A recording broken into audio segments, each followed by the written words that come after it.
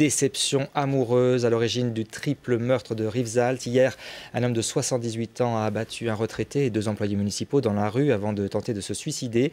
Sandra Bollinger, vous êtes sur place pour BFM TV. Le vieil homme venait d'être quitté par sa jeune petite amie.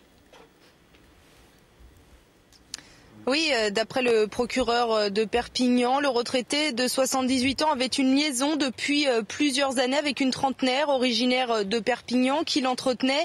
Hier, en début d'après-midi, il se retrouve à l'écart de la ville et là, elle lui annonce qu'elle veut mettre fin à cette relation. Le vieil homme s'emporte et lui tire dessus avec son fusil de chasse. Elle est légèrement blessée au bras mais parvient à s'enfuir. C'est alors qu'il revient ici, à côté de chez lui à Rivesaltes et sur ce petit parking que vous voyez derrière moi. Il tue l'un de ses amis de 72 ans et 2 employés municipaux qui se trouvent à proximité. Cette déception amoureuse semble donc être à l'origine de cette folie meurtrière, une peine de cœur qu'il n'aurait pas supportée alors qu'il se sentait déjà très seul depuis le décès de son frère en décembre dernier, comme en témoignent les habitants de Rivesaltes. Écoutez.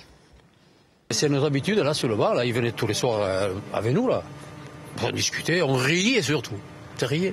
Parce que chaque fois il sortait une connerie comme on dit. Hein. Mais c'était un mec sympa. Hein. Moi. Et ces derniers temps?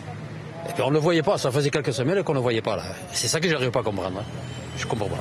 Il a perdu son frère il y a un mois et demi. Et il était très affecté par cette disparition.